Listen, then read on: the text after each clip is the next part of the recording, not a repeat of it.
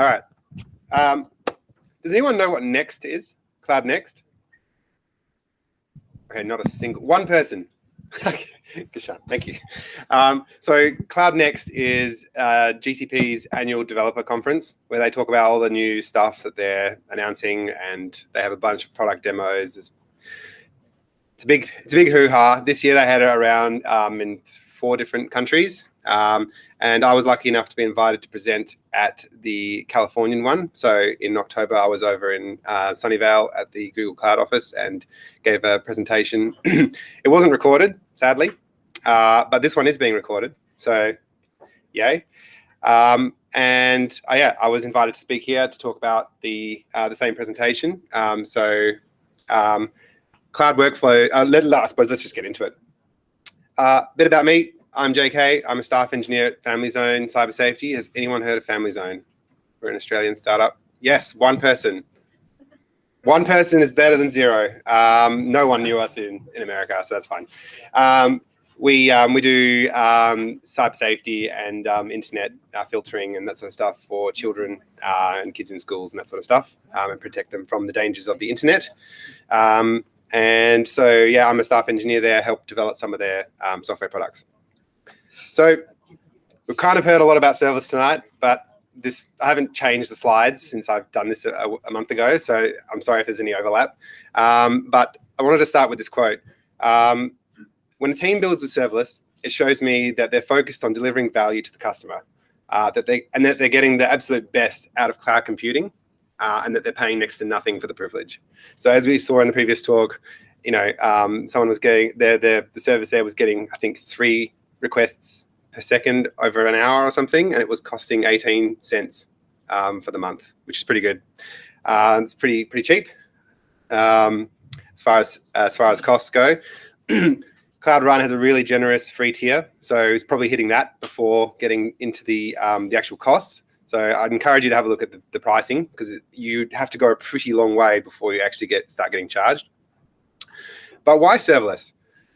For me, it comes down to 3 sort of important pieces, and those are: there's a focus on value. So teams spend less effort building servers, managing them, patching them, fixing security vulnerabilities, making sure they're on, the networking, all that sort of stuff. Those sorts of problems just disappear. So that actually reduces the total cost of ownership. So serverless inherently has a low TCO in that you don't pay to manage it, so there's no like engineering effort or staff costs to pay for that, but also you only pay for what you're using. So if you don't use it, as we saw, it can scale to 0. If no one's using it, then you don't pay. And this is especially useful for startups that are just starting out. They may not have any customers yet, but they're testing an idea with the market. And it's good for the environment. So if you only have compute running when required, and you can scale to 0, it means that there's no wasted compute power. Servers spinning off in the environment, not in the data center, not actually being used. So it's good for your wallet, it's good for the environment. So today I want to talk about Cloud Workflows, which is a serverless product that GCP offer, and what it can do for a continuous delivery of code from the user's editor, code editor, all the way through into production. And by the way, if you use Twitter, my handle is on the bottom of all the slides at jgunning, but if you want to follow me, I don't know, I'll just post random stuff, like I've posted a photo with a Google sign, so if you're into that. Okay, why Cloud Workflows? Before we talk about why we use Cloud Workflows, I just want to briefly sort of cover off what the anatomy of a pipeline looks like, a code pipeline.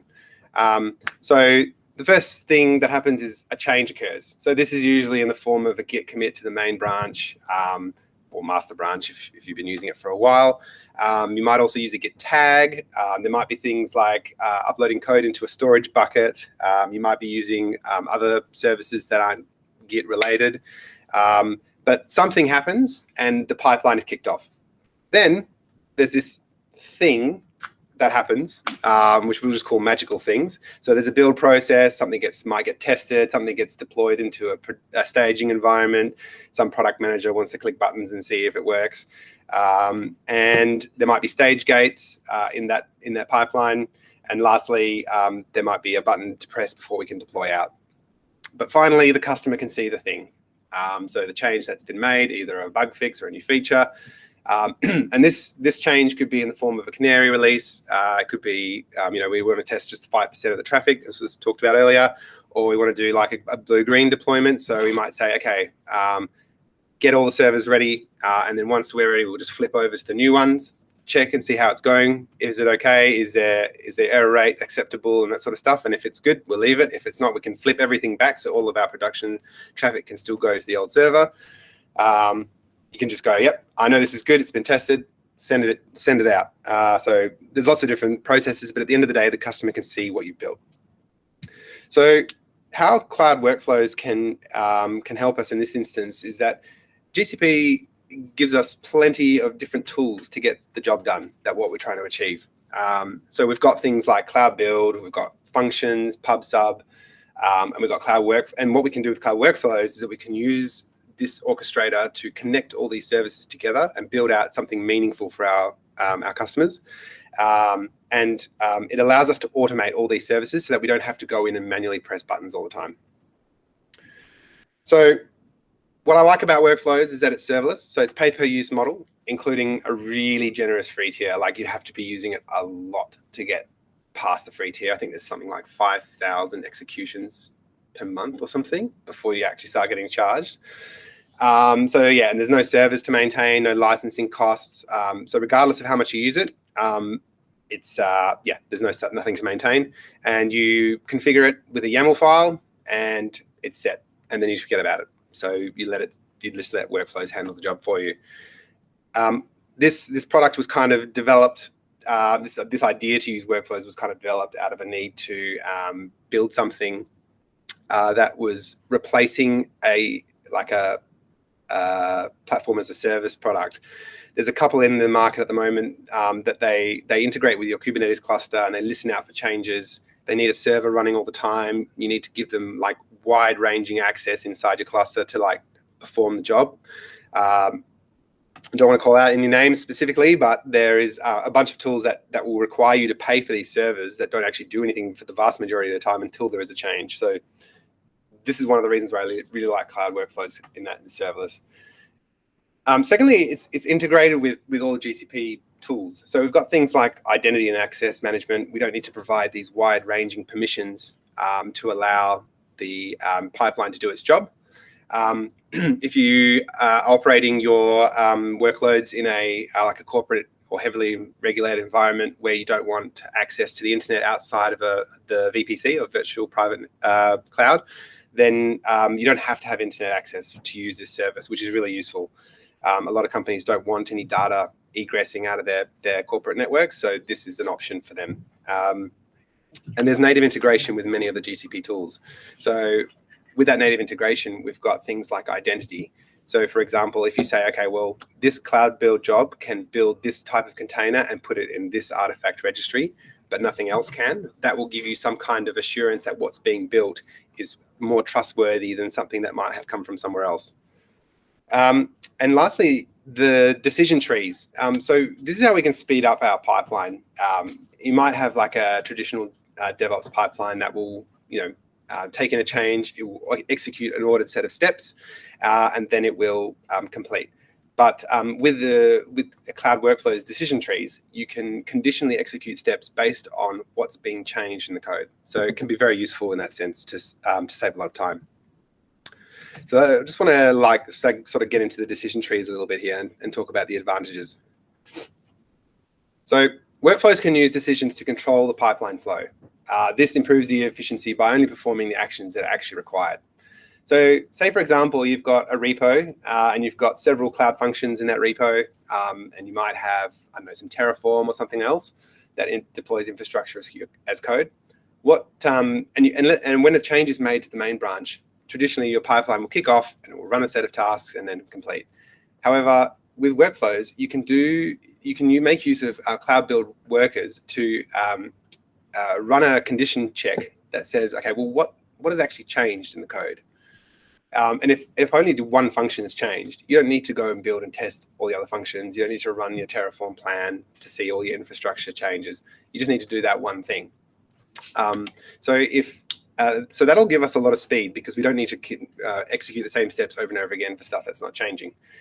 And additionally, if something fails, we can exit out of the pipeline quickly, and we can run a hook, I guess is a good way to explain it, that will do something for us on a failure. So that might be, for example, let's say this build failed, or this integration test run failed. We're going to exit the pipeline quickly, and on exit, we want to send a Slack message to the dev team saying, hey, this broke. Someone should go and investigate it. Equally, if you haven't got any infrastructure changes, you don't need to run a Terraform plan. And if you have a huge set of infrastructure, that Terraform plan can take minutes, tens of minutes sometimes, and especially the applied. So it gives us that efficiency there. So we can skip huge chunks of the delivery pipeline when there's no work to do, and we can connect to external services. So one of the features of workflows is that it's got a integration with HTTP webhooks. So you can make a HTTP call to any service that's listening out for hooks. So things like Jira or GitHub, you could build an automation into that. So for example, let's say there was a change that was deployed out to a staging environment. You might want to move your Jira ticket from, code merge to in staging. And that might, the movement of that ticket might alert people who are watching that ticket to go and, do some QA or validate a bug change, or that's something like that. We've also got the ability to connect to first-party services. So we can make calls to BigQuery. Say, for example, we need to get some data out that might be related to our workflow, or we want to insert data into a database. Something I was working with recently with a team was that they wanted to track how many of their changes were successful. So you could make a call to a database and say, this Git hash was a successful change, and then you can track your failures versus your successes, that sort of stuff. Then yeah, workflows, serverless. So super keen on that. As a serverless enthusiast, Cloud Workflows meets the tenets of serverless in that pay for what you use. But yeah, 5,000 steps a month. And then even if you do happen to go over the free tier, you pay 1 cent per next 1,000 steps. So you'd have to be using it a lot to get a bill, I think.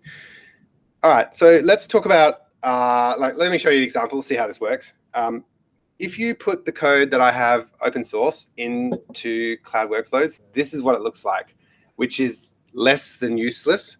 So I made another diagram which looks like this, and that sort of explains what's going on. So you can kind of see it starts with a git commit. The first sort of step is that cloud build integration with GitHub. And for those of you who don't know, you can in the GitHub marketplace, you can integrate cloud build with GitHub. So you might use it as a CI tool, for example. You can also use it on changes to main. So that integration is really crucial for this to work, because the cloud build will actually start the workflow on say, for example, on a change to main, and it takes that input. It takes an input. So that commit hash is what the input is. So when you run cloud build on a change to a git change, it's got as a local environment variable the hash of the git change, and we can pass that to our pipeline to start off with. So looking at the diagram we've got here, you can see we start with the input, and then we get the git hash, and we set that as a variable for the pipeline to run with for the entire life cycle of the pipeline. And the first thing that we do is we update GitHub with a little pending status. So if you haven't used the GitHub API before, the pending is that little yellow dot that you see sometimes when your tests are running, or if you've got GitHub Actions going, that's that little yellow dot saying something's happening. So that's the first thing we do. And then we run an evaluation check here. And this says, hey, has the workflow changed? Or has the infrastructure that supports this workflow changed? If it has, we take the yes path and we redeploy our infrastructure, or the workflow, or whatever the case may be. And if the deployment was successful, we proceed on to the next step.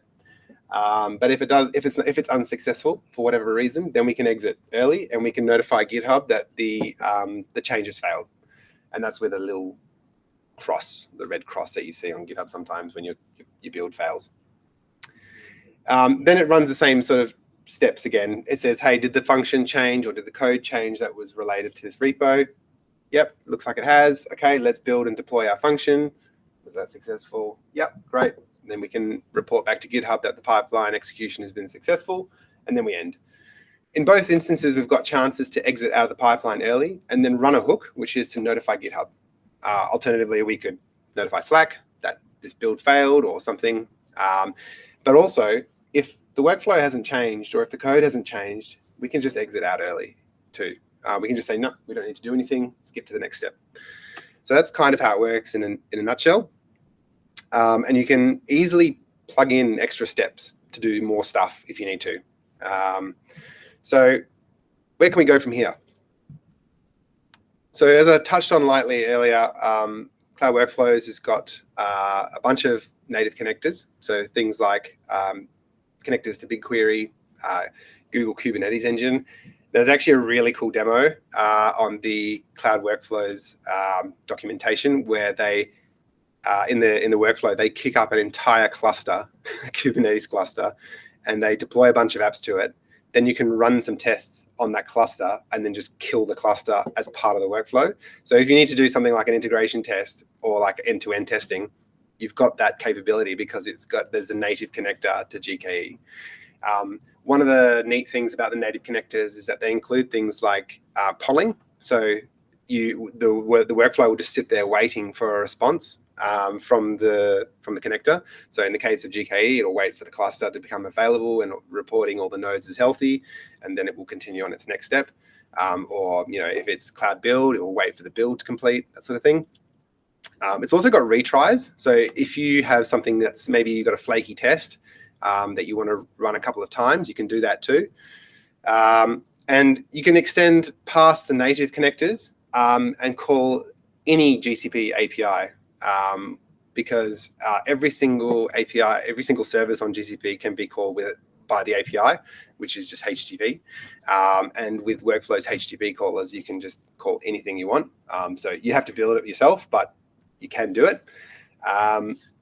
So other things you might want to do is reporting. So I touched on it before, but if you want to report your success versus your failures, you can do that. For anyone that's heard of Dora, yes, DevOps research, yep, cool, a couple of people. Then yeah, you might want to track your Dora metrics in here, and that can help you in terms of software delivery life cycles, time to delivery, failure rate, that sort of stuff. And you can use workflow execution IDs specifically to track individual deployments to see what that workflow did, as well as the completed execution time. So you can see on average, how long it takes to run your pipeline. And if you've got a couple of outliers, then maybe that's showing that there might be some kind of delay or some kind of latency that was introduced, which you might be interested in fixing for like a future call. And then you can notify someone or something. So I put in here, you can, let's say you release your change out to production, you can actually chuck in a webhook there that will order a pizza if your local Domino's has an API that you can call. But alternatively, you can update your Jira ticket, move it into QA, or you can say, yep, this feature's been released. If you've got people following that ticket, send a Slack message or whatever. All right, so this is kind of, I just wanted to show you this really quickly. This is some screenshots from what I've been sort of talking about. So the first screenshot there with the graph is top left. That one has like the failed versus succeeded executions. So you can see straight away in a graph like how often your workflows are failing versus how often they're succeeding, as well as the execution time. So underneath you can see some of the workflows take up to 6 or 7 minutes, actually just under 6 minutes. But that last one there where I updated the README, you can see the dot right down the bottom. It didn't actually have to deploy any code. It didn't have to deploy any infrastructure changes. In fact, there was nothing to do. It was just a README. So the pipeline was like, yep, nothing to do. Yep, nothing to do. Finish. And it was like 18 seconds or something. So that's just an example of how you can skip things that you don't need to build.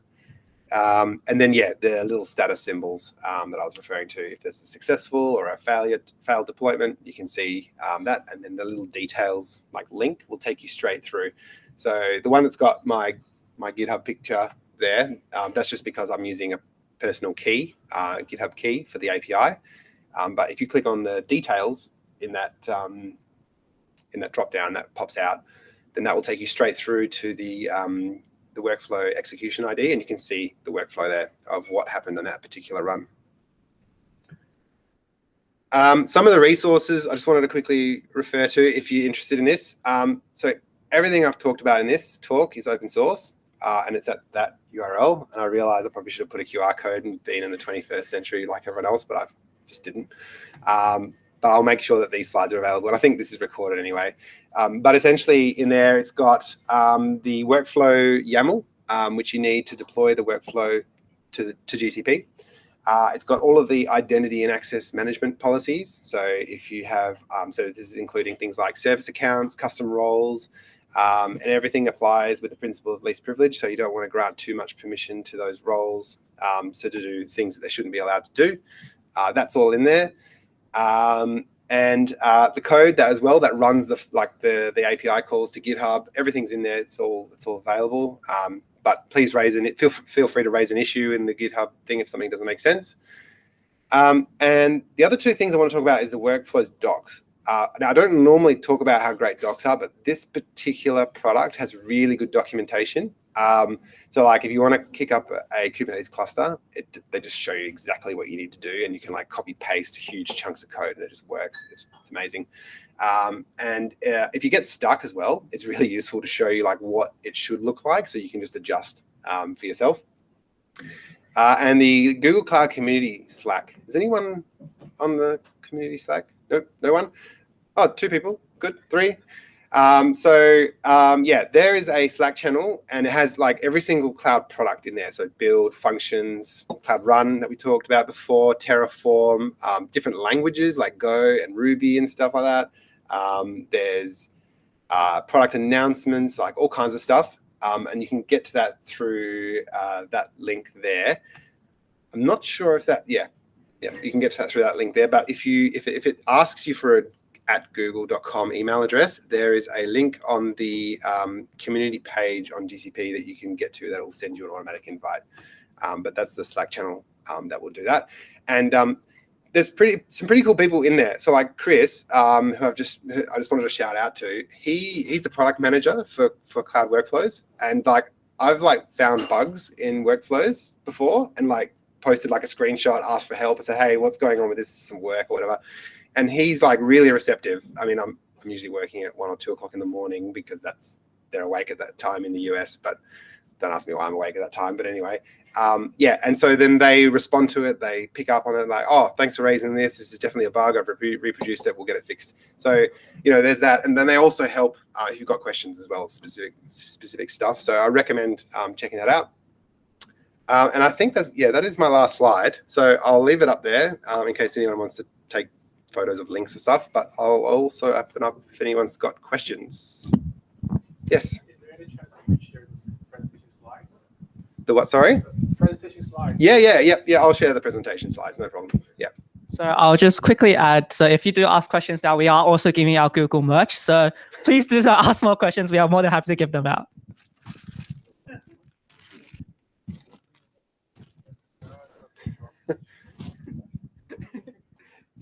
You probably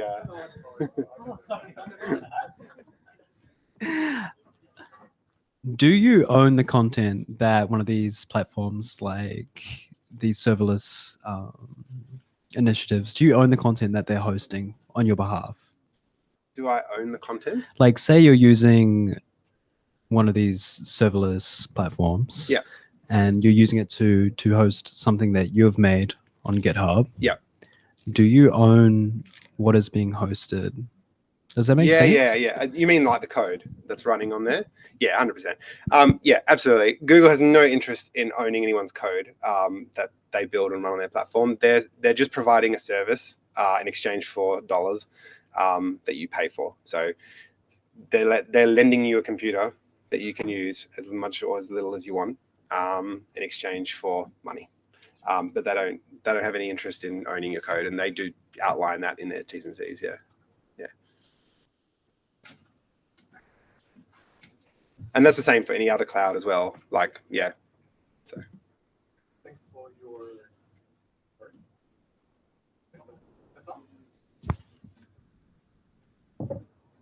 Okay, sorry. So thank you for your great presentation, and you have clearly explained what is the automated CI/CD pipeline, what is serverless, and why we use that. I think it's very good. But probably I just want to ask a question that in a university, students may be asking me, and I just want to ask you first. Yeah, Like, sure. there's a lot of similar product in the market, right? Because while you're presenting, I just searched the Google. Basically, there's AWS. They have their workflow service, and also Azure. They have their CI/CD pipeline services. So why we choose to use Google Cloud, or any recommendations? If a student may ask me to, do you recommend GCP or Azure or AWS? Yeah, I think this question you can answer. Okay. Well, I think I'd be biased if I recommended someone else. But I used to be a AWS APN ambassador, is what they called it. It's Amazon Partner Network. When I worked for an employer that did a lot of AWS work, so I know their platform quite well. They have a tool called Step Functions, which is very similar to workflows. Yes. What I like about workflows is that it integrates natively. So you've got things like those, retries and polling and that sort of stuff with other services. But the reason I kind of built this tool was because at the time there was no pipeline service on GCP. Oh. Unfortunately, that actually changed about a year ago. They released something. This is about a year and a half old, this invention of workflows to use as a pipeline service.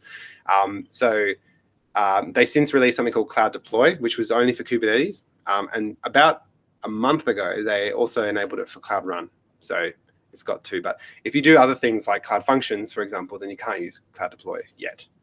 That was one reason. And the other reason was that I found that code pipelines or build pipelines tend to take a very long time. Because they have to execute this. They're just doing their job, right? Executing all the steps. They're a computer. They execute the steps in the order that you tell them. Workflows has the ability to choose different paths.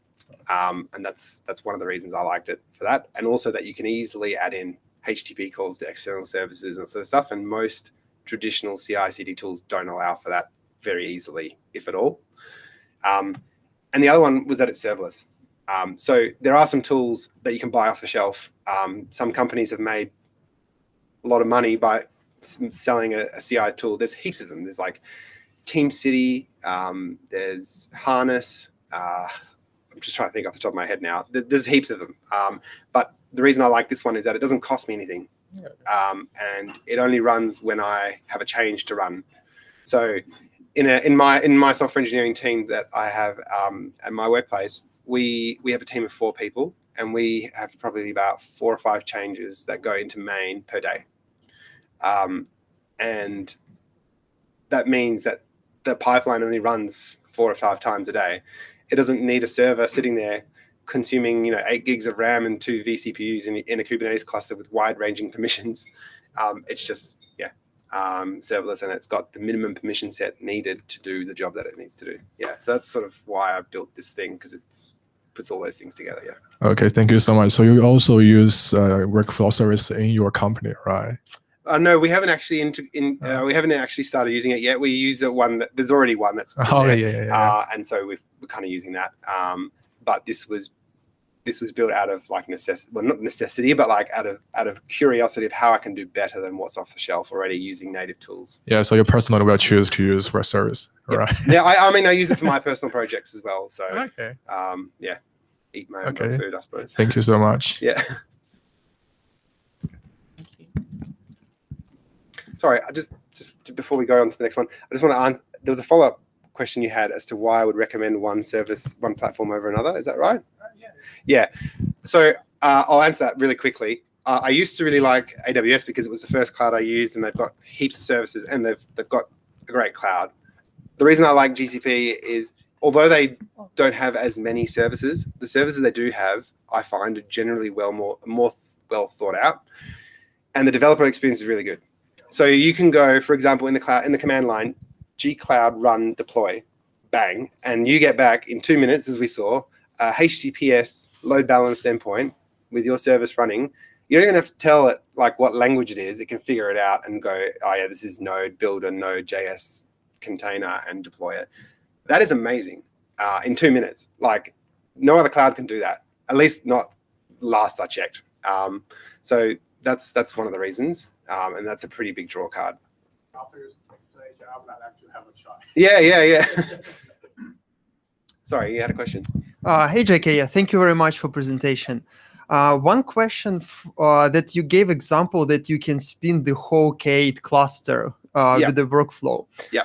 So basically, you are getting built per execution, right, of the workflow. Yeah. But then when you are trying to get the whole infrastructure, let's say you are spinning the whole cluster, you are also built for a separate cloud resource, right? Yeah.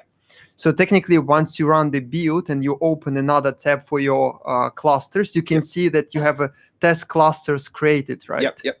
Okay, cool. So basically, in this case, you're just getting built for execution, but for other resources, they're like normal standalone things. Yeah, you get build for everything that you use, but the advantage of using workflows to spin up a cluster as part of your test runner, if you want to do end-to-end testing in your pipeline, is you're making really good use of the cloud, really, which is on-demand resources when you need it, and you just kill it when you're done. Like you pay for like what 3 or 4 minutes of a test run, or 20 minutes of a test run, and that's 20 minutes of usage. And if you do it 5 times a day, it's an hour and 40 minutes or whatever, hour and 20 minutes. Sorry, it's late. I woke up at 4:30 this morning in Perth. So, So, you're making good use of the cloud there, just paying for the resources that you need. And you're still getting, a full cluster, run your end-to-end tests, and then just kill it when you're done. So, yeah, you will get charged for everything that you consume. Okay. But, it's for a few minutes per run. It's worth it, I think. It's cents, like less than a few cents to run that. Yeah.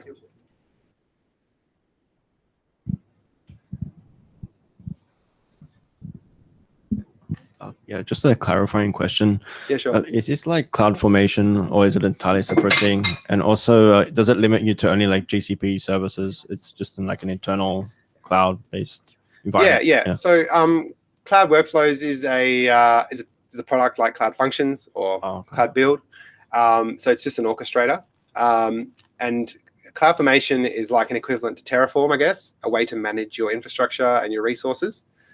So Google have their own deployment manager, but I don't think it's very actively used anymore. So generally, most of the documentation talks about Terraform as the recommended way to manage all your infrastructure.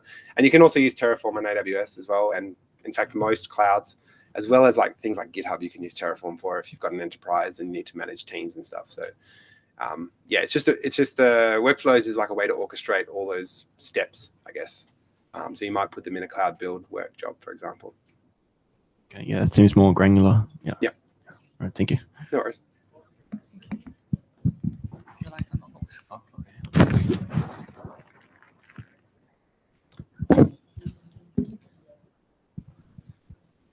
Any other questions? Okay. Well, can we give another round of applause to JK? Thank you so much. Thanks.